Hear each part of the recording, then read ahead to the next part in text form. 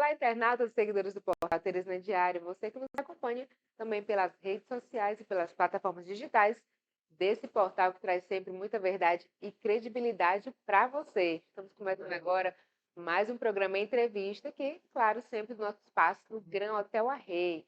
Recebendo hoje para um bate-papo James Guerra, ele que é secretário de Desenvolvimento Urbano e de Habitação aqui de Teresina. Bom dia, secretário, seja muito bem-vindo. Bom dia, prazer estar aqui. Sou um espectador do Teresina Diário, então muito feliz de poder estar aqui. A secretária já esteve com a gente aqui em outras oportunidades, né, no período eleitoral também, mas hoje vamos falar um pouquinho sobre esse trabalho desenvolvido lá na secretaria. Como é que tem as novidades, os trabalhos, o que está em destaque no momento? Fique à vontade. Bom, a Sendu, né, é a Secretaria de Desenvolvimento Urbano e Habitação de Teresina, né? Tem dois eixos principais de atuação, né? O primeiro eixo é a coordenação da limpeza pública da cidade, né? Ela trabalha com as SAADs, né? Coordenando as ações de limpeza da cidade e também de administração do aterro sanitário do nosso município, né?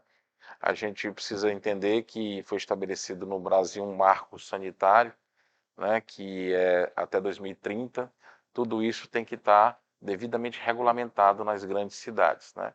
E Teresina trabalha com essa agenda, né, de poder chegar em 2030 cumprindo esse marco regulatório da questão da destinação correta dos resíduos sólidos, né, que é popularmente conhecido como lixo, né? Então nós coordenamos essas atividades, né, através de um contrato com uma empresa terceirizada que executa isso no dia a dia. E são muitos os desafios para você manter uma cidade como Teresina limpa, né? E paralelo a isso a gente faz um processo de conscientização da população para que ela saiba dar o destino correto ao lixo, para que a gente tenha uma cidade melhor para todos. E o outro eixo de atuação é a política habitacional da Prefeitura de Teresina, né?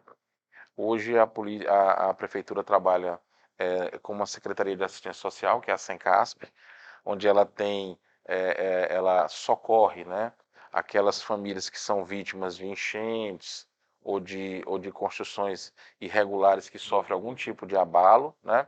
A Prefeitura paga uma espécie de aluguel social e, ao mesmo tempo, né, tenta, né, tirar essas pessoas do aluguel social, dando uma habitação digna, né? Então, a Secretaria de Assistência Social administra esse público que precisa da habitação, ou que teve a sua habitação, né, por algum abalo natural, como um deslizamento de terra ou a questão das chuvas, e tenta fazer uma política habitacional.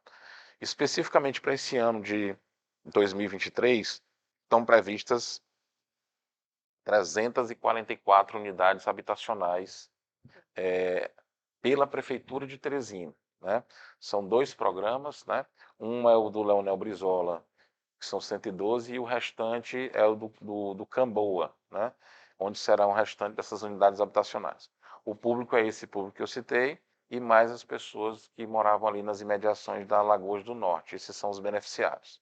E também pela Sendu, a Sendu é quem prepara o cadastro e, junto com o prefeito, faz aquele encaminhamento das pessoas para o programa Minha Casa Minha Vida, que foi relançado agora, recentemente, e que vai ter a sua regulamentação a partir de abril agora. Então, tudo aquilo que for destinado para a cidade de Teresina, né, a prefeitura, né, doutor Pessoa, junto com a sua equipe, parte dessa equipe, a Sendu, vão trabalhar para que Teresina receba também essa parte da política habitacional do governo federal, indicando as pessoas que são beneficiárias aqui em Teresina e têm necessidade de ter o financiamento da sua casa com apoio do governo, né?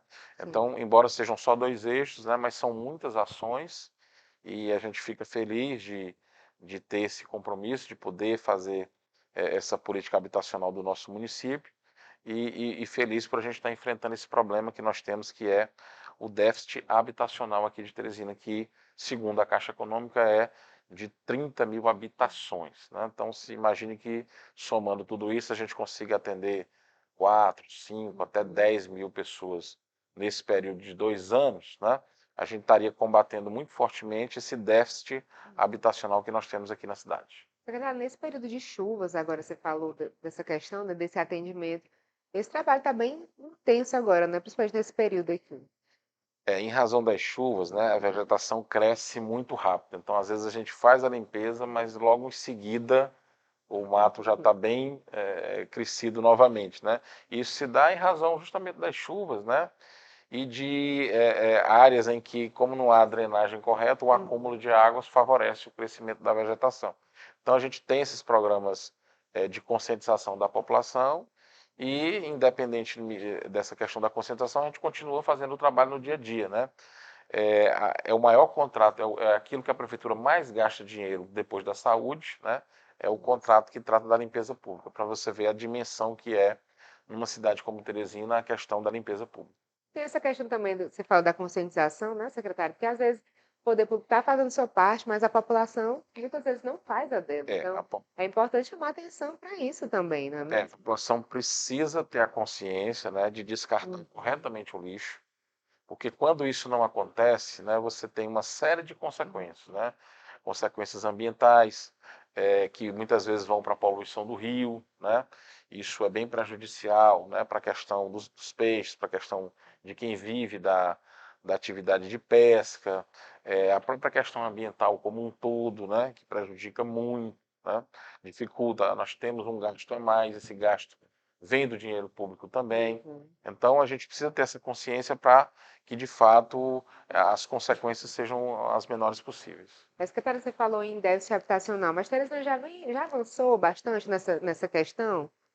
Olha, é um grande problema a ser enfrentado, por quê? Porque pelo fato de Teresina ser uma cidade capital, ela acaba sendo uma cidade que atrai, né, pessoas de outros estados, pessoas de outros municípios aqui do entorno.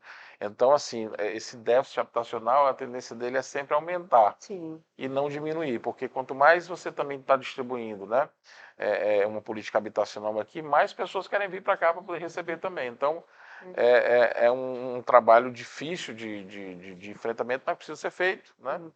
E a política habitacional é uma política pública importante, né? Que o prefeito estabelece como uma prioridade também na administração dele. O secretário falou de importantes eixos de atuação aqui da Secretaria, Habitação, a Limpeza Pública, mas o secretário também é escritor, que trouxe um livro para a gente, mostrar aqui esse livro, como é que está, já lançou, conta um pouquinho para a gente sobre o seu livro, secretário. Bom, hoje nós estamos lançando esse livro, hoje, dia 30, às 19 horas, lá no auditório do TRE, né? É uma aula inaugural do curso de pós-graduação na área de processo penal. Eu sou professor do curso, tem uma disciplina lá. E a aula de abertura é também o lançamento desse nosso livro, né? Na verdade, ele é a tese que foi apresentada na conclusão do nosso doutorado em processo penal, feito em Brasília, e a tese nós transformamos em livro, né? É um livro bastante interessante, né? Porque ele discute questões bem polêmicas, né? E bem recentes também, né? Aí a gente procura explicar, né? Por que que a gente não entende, em regra, algumas decisões dos juízes quando eles vão decidir sobre a prisão preventiva, né? Às vezes a gente se surpreende. Poxa, como é que a pessoa que praticou um crime tão bárbaro, tão violento, né? E o juiz decidiu soltar essa pessoa, né? Por que que esse processo acontece, né? Assim, de forma bem rasa, né? As pessoas têm aquela ideia geral de, a polícia prende e a justiça solta, né? Esse livro enfrenta esse problema, mostra que essa situação não é uma situação que diga respeito somente à atuação da polícia e também não é uma responsabilidade só do judiciário, né?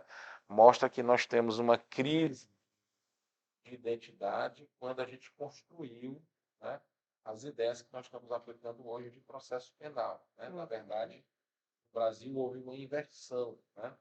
Quando nós formos analisar a natureza do crime lá atrás, na década de 40, que é quando nós constituímos o Código de Processo e o Código Penal, quando essa ideia foi lançada, a primeira ideia que se tinha nessa época era de que, quando houvesse um crime, nós deveríamos possibilitar a recuperação desse preso, né? A recuperação desse criminoso. E, na verdade, os outros países primeiro pensam, né, em dar uma resposta à sociedade por aquele crime cometido e depois ressocializar o preso. E no Brasil, a gente já começa dando diversas oportunidades de ressocialização ao preso antes que a resposta à sociedade tenha sido dada. Então é por isso que quando uma pessoa é presa 6, 7, 8 vezes e de repente comete um crime bárbaro, a sociedade se assusta. Poxa, mas ele já foi preso 6 outras vezes, né? Por quê? Porque no nosso sistema, quando ele entra, quando ele pratica o crime, desde o começo é dada a ele uma série de oportunidades antes dele ser responsabilizado pelo crime. Né? Então dá aquela sensação de impunidade e a sociedade acaba vendo o crime acontecer, filmado, televisionado, discutido nos programas e não entende por que aquela pessoa está solta. Né? Então, porque o nosso sistema ele acabou não definindo que a prioridade deveria ser primeiro a resposta à sociedade, ou seja, a pena ser efetivamente cumprida para depois ele ter os benefícios. Essa inversão de valores criou esse sistema que nós temos hoje, que é um sistema que só existe no Brasil e que se você explicar como é que a legislação penal e processual penal funciona aqui no Brasil, se você for tentar explicar isso para um americano, ele não vai entender. Entende. Né? Tá certo, então, muito bom, um tema muito pertinente. Parabéns pelo trabalho, secretário, escritor, muito bom. E o Teresa Diário quer agradecer a sua participação aqui. Eu que agradeço, convido a todos os amigos que quiserem participar desse nosso evento hoje, você está convidada também. Obrigada. Quero agradecer muito aqui ao Dr. Raimundo Leite, a Gislaine, que administra aqui o portal, né? Pela amizade de sempre, pela consideração, né? E eu sou muito grato por essa amizade que eu tenho aqui com todos vocês, tá certo? Tá certo. E o Teresa Diário continua de portas abertas, queremos saber todas as novidades aí ainda do seu trabalho, tá certo? Obrigada e até a próxima. Obrigado. E olha só, você que nos acompanhou até aqui, eu quero te pedir, entra lá na Rádio Web Teresa Diário, e você vai conferir uma programação musical especial e, claro, muita notícia para você ficar muito bem informado com esse novo canal disponibilizado pelo Teresina Diário, tá certo?